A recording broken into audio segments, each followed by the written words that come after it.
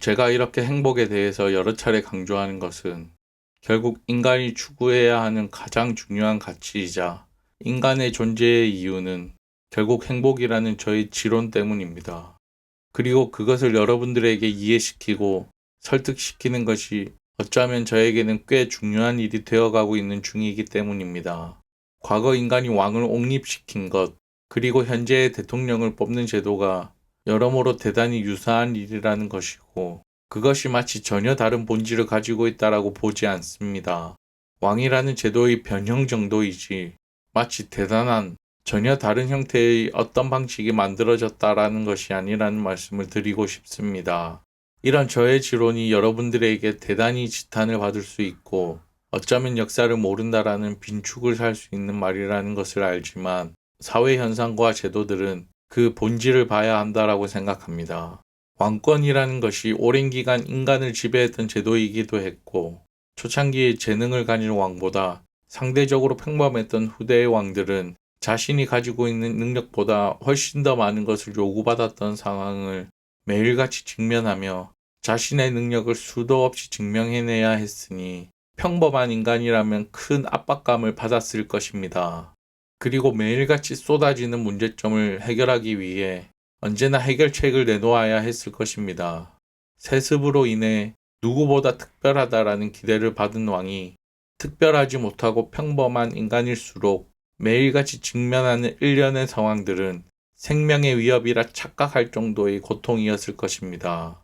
그리고 지금에 와서 여러분들이 알고 있는 폭군이라는 왕들은 그 시기 왕으로서의 능력이 없음을 자각했을 때 반발적으로 튀어나오는 생존 본능이었을 확률이 높고 자신이 가진 재능으로 자신의 안위를 지키는 방법을 생각해낸 것이 고작 잔혹함이었을 확률이 높습니다. 그리고 부차적으로는 왕권 강화겠지요. 물론 재능 여부는 어디까지나 확률의 영역이고 선대보다 높은 재능을 가지고 태어난 인물들도 있을 것이고 반대로 부족하지만 배움으로 그것을 극복하고자 했던 왕도 있을 것이고 운 좋게 뛰어난 인물을 만나 그 사람의 도움을 받았을 경우의 수는 많지만 본질은 결국 왕이라는 자리는 백성의 기대를 한몸에 받았던 인물이고 나라의 큰일 그리고 백성의 안위를 지키지 못했을 때의 그 실망감을 온전히 감내하고 그렇게 자신의 평판이 떨어지면 언제고 목숨을 잃을 수 있는 공포를 직접적으로 맞닥뜨릴 수밖에 없는 자리라는 것입니다. 그리고 그 왕이 느끼는 압박감이 얼마나 무거웠는지를 알려주는 대목이 기우제입니다. 과거 나라는 농경국가였고 농사를 지어 백성들이 살아가는데 가장 중요한 것이 결국 날씨입니다. 지금처럼 과학이 발전한 현재에는 아무 효용없는 일이라는 것을 알지만 그 당시 왕에게는 가뭄이 드는 것과 같은 천재지변으로 인해 한 해 농사가 망쳐지는 것조차도 능력 없음으로 비춰지는 일이 매우 당연한 일이었을 것이고 그로 인해 가뭄이 들 때면 성대하게 기우제를 지내는 선택을 할 수밖에 없었을 것입니다. 그 누구보다 더 간절하고 간절했을 것입니다. 본인 스스로도 자신의 탓이라고밖에는 생각할 수 없는 시대였기 때문입니다. 하늘이 노해서 비를 내리지 않습니다.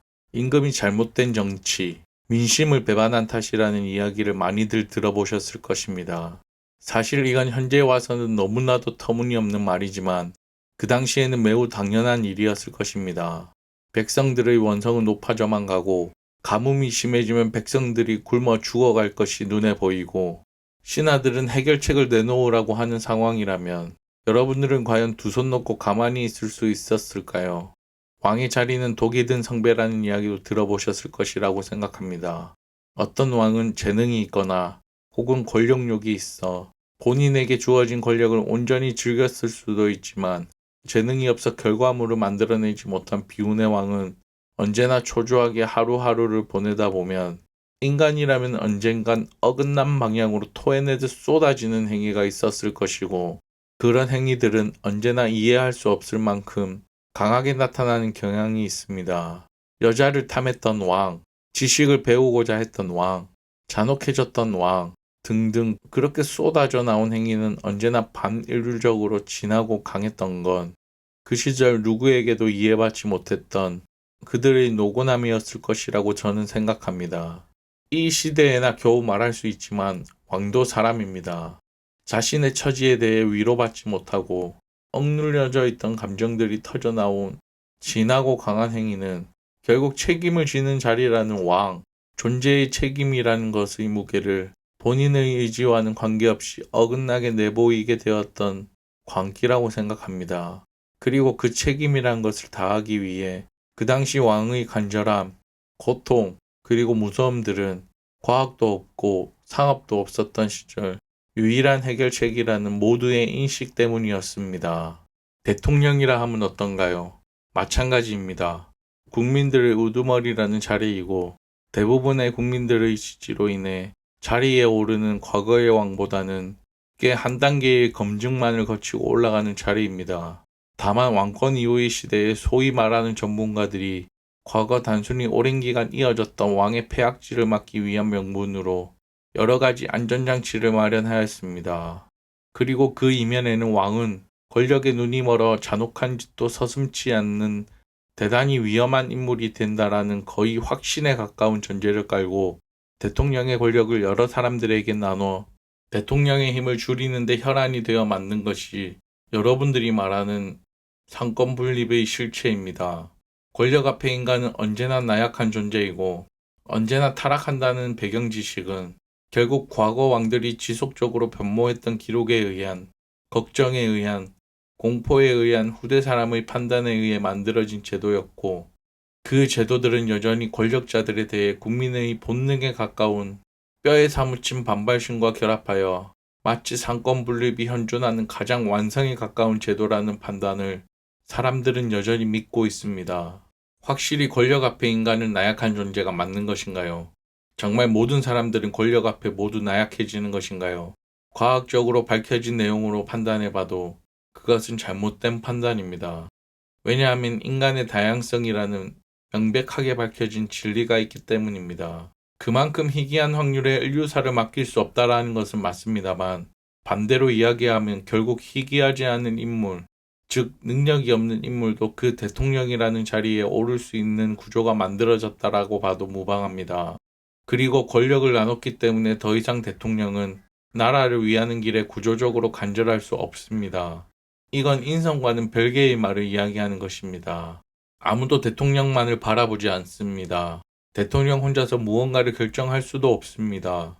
분명 위험한 인물은 나오지 않을 수 있지만 반대로 우수한 인물도 나오기 힘든 상황입니다. 언제나 그 정도의 인물, 언제나 그 정도의 성과가 나오는 구조가 만들어졌습니다.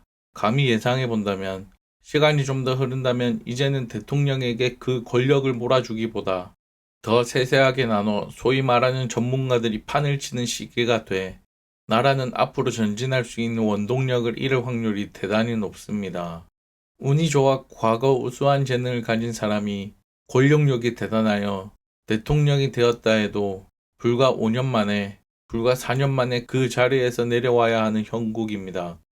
무언가 아무것도 이룰 수 없는 상황이고 한국 사회에서 대단한 사람이 나타난다 손쳐도 제가 지금 여러분들에게 설명드리는 이 구조를 보게끔 되는 것은 자명한 일이고 그가 대통령에 올라 세상을 바꾸는 것을 5년 만에 바꿀 수 있다라는 판단은 절대로 할 수가 없었을 것입니다. 평생을 걸쳐 간절하게 본인의 우수하디 우수한 재능을 갈아 넣어도 될까 말까 한 일입니다. 그만큼 나라가 발전하는 일은 그리고 국민들이 발전하는 일은 희박한 확률입니다.